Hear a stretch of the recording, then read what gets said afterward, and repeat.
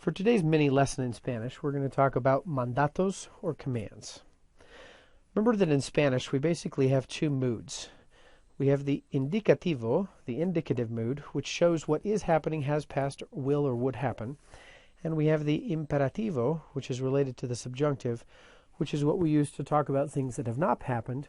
And in this particular case, when we're giving instructions or commands to another person. So here we see an example of the indicativo, usted baila, you dance or you are dancing, and the imperativo or the subjuntivo, baile usted. Well, I'm now telling you to dance, but I don't know if you're going to dance. I just would like you to. So to form a command, we use the subjunctive. We've already learned the subjunctive, and you're familiar with that.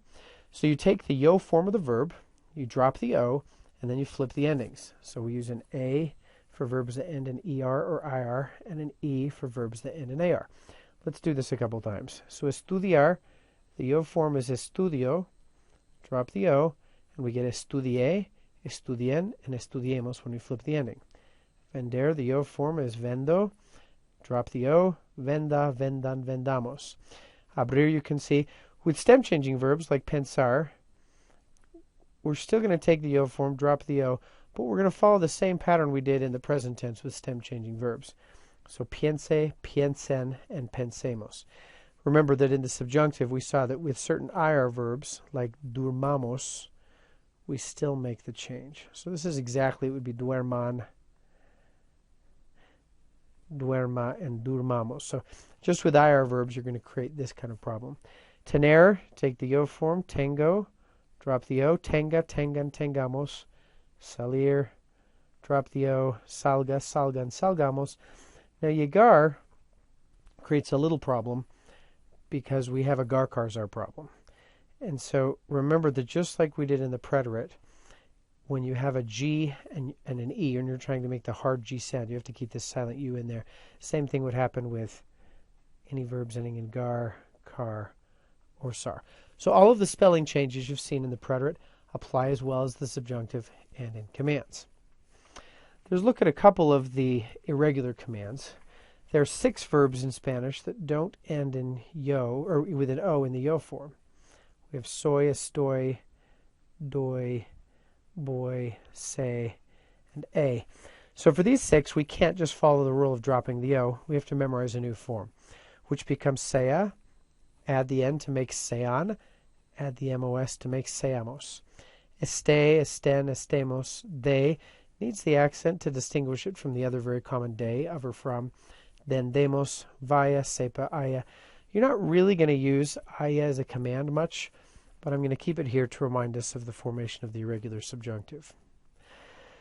So another tricky thing we have to look at is the position of direct and indirect and reflexive object pronouns. So if we remember, these are me, te, lo, la, le, se, nos, os, los, las, and les. Anytime I use any of these pronouns, I have to remember that if the command is positive, I'm going to attach the pronoun onto the end of the command, and then I have to count back 1 syllable, 2 syllables, 3 syllables, and put an accent there.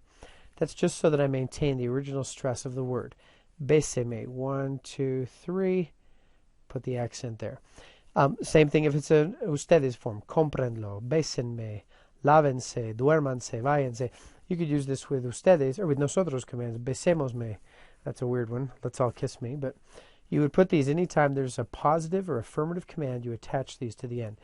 If it's a negative command, then we do it just like we would do with any conjugated verb. No lo compre, no me bese. No accent needed because we're not changing the stress of the word. No se lava, or lave, excuse me, no se duerman, no se vayan. So this applies to formal, informal, plural, singular, any kind of commands. Positive commands, add it to the end. Negative commands, put the pronouns in front. Now, 2 commands are a little bit different because they have a different form depending on whether they're positive or afirmativo or negative, negativo. And the trick about this is that in Spanish, if you are normally accustomed to speaking to someone in the 2 form and you start speaking to them formally, then what would happen is it creates a little bit of distance, which is how they form the positive command.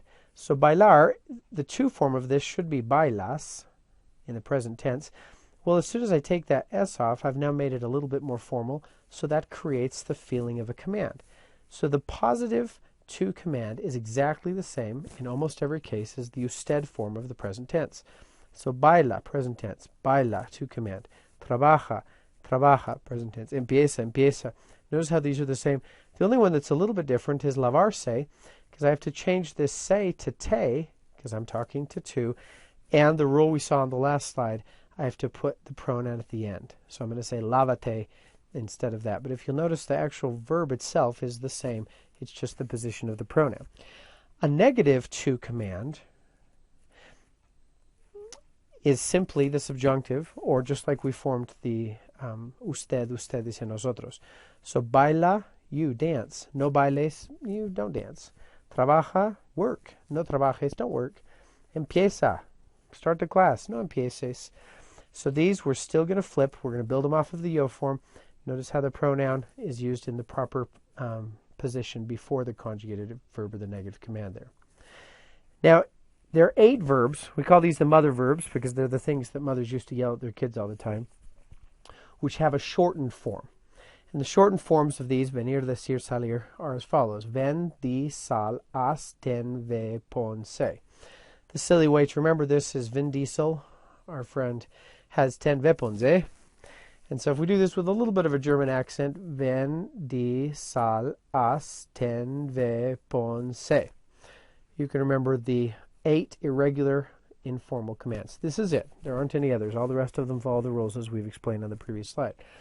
The negative command is formed just like we did with the subjunctive. So no vengas, no digas, no salgas, no hagas, no tengas, no vayas, no pongas, no seas. These have to be memorized, and they're used all the time, so they're well worth memorizing. All right, so on this sheet, we have a large thing, and you can freeze it on this page so you can review a little bit. And I'll just look at a couple of these as examples. Okay, so cocinar, the informal to command. Cocina, just like the usted form. No cocines, make it a subjunctive. The usted positive command, cocine. The usted negative is no cocine, same. Ustedes, this works for positive and negative because there's no pronoun, cocinen or no cocinen, and nosotros, cocinemos. What this means, if we were to translate it, is like, let's cook. Hey everybody, let's cook. That's how you command yourself. Or let's not cook, no cocinemos. Let's jump down to a stem changer.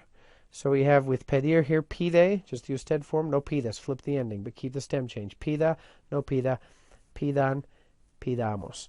Since this ends in IR, all of the forms are going to have a stem change in them, which we're not going to see in the next one. Vuelve, no vuelvas, vuelva, no vuelva, vuelvan, volvamos, no stem change because it's not an IR. One example with bañarse here, bañate, no te bañes, bañese, no se bañe, bañense. So notice how we're still going to put this at the end because it's a positive, and no se bañen. And then bañémonos, we're going to drop this S because it just gets too wordy in Spanish. So it's simply going to be bañémonos instead of bañémonos, and no nos bañemos, commonly done with positive nosotros commands.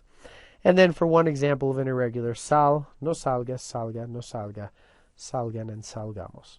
With any of these, if I were saying cocínalo, cook it, I could have put the pronoun at the end there, cocínalo, or no lo cocines.